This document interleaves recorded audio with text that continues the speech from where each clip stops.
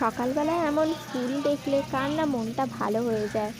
আর যদি সেটা নিজের হাতে যদি সেই গাছটা লাগানো হয় তবে তো মনটা আরও বেশি ভালো হয়ে যায়। তো আজকে আমি এখন একটি রেসিপি বানাবো, আর সেটি হচ্ছে পাবদা মাছের recipe. By the way, Krishna, আপনারা দেখছেন কৃষ্ণার রান্নাঘর।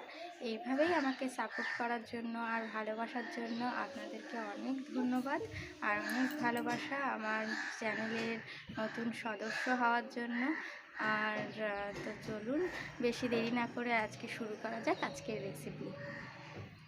তো আমি এখানে নিয়ে নিয়েছি পাবদা মাছ, আর এখানে নিয়ে নিয়েছি পেঁয়াজ কুচি, টমেটো কুচি, এখানে দুটো লঙ্কা চিড়ে নিয়েছি, ধনেপাতা নিয়ে নিয়েছি, আর এখানে একটু নিয়ে নিয়েছি আমি টক দই। এরপর এখানে নিয়ে নিয়েছি একটু আদা রসুনের পেস্ট। তো প্রথমে আমি পাবদা মাছকে একটু ম্যারিনেট করে রেখে দেবো, লবণ আর হলুদ আর একটু কাঁচা সর্ষের তেল দিয়ে দেবো। এতে কি হয়, সর্ষের তেলটা দিলে পাবদা মাছটা কড়াইতে লেগেও যায় না আর ফাটে না। তো এরপর আমি কড়াই গরম করে নিয়েছি, আর কড়াইতে দিয়ে দিচ্ছি সর্ষের তেল। তেলের পরিমাণটা একটু বেশিই রাখছি, আর ভালোভাবে তেলটা গরম হতে হবে, তারপরে কিন্তু পাবদা মাছ ছাড়তে হবে। তেল ভালো করে গরম না হলে পাবদা মাছ এমনিতেই একটু নরম ধরনের মাছ, তাই অনেক সময় ভেঙে যাওয়ার সম্ভাবনা থাকে। তো আমি ঢেকে মোটামুটি ভালোভাবে একটু ভেজে নিয়েছি, খুব বেশি ডিপ ফ্রাই করবো না। তো এইভাবে আমি ভেজে নিচ্ছি,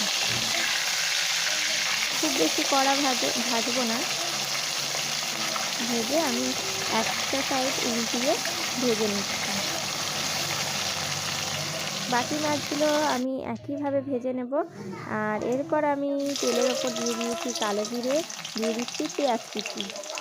পেঁয়াজটাকে ভালো করে একটু ভেজে নেব আমি। এরপর আমি দিয়ে দিচ্ছি এখানে তেজপাতা আর দারচিনি আর টমেটো, আর দিয়ে দিচ্ছি এখানে আদা আর রসুনের পেস্ট।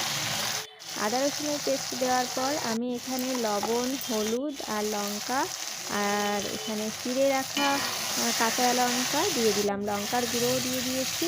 আর টমেটোটা ভালোভাবে একদম নরম হয়ে গেলে তারপরেই টক দইটা দেবো। আর টক দই দিয়ে গ্যাসের ফ্লেমটা একদম লোতে রাখতে হবে, তা নাহলে টক দইটা ফেটে যাওয়ার সম্ভাবনা থাকে।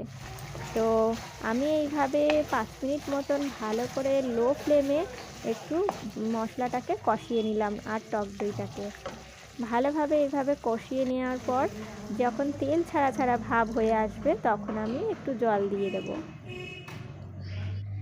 আর দিয়ে দেব একটু দুধটা কষানোর টাইমেও দেওয়া যেতে পারে।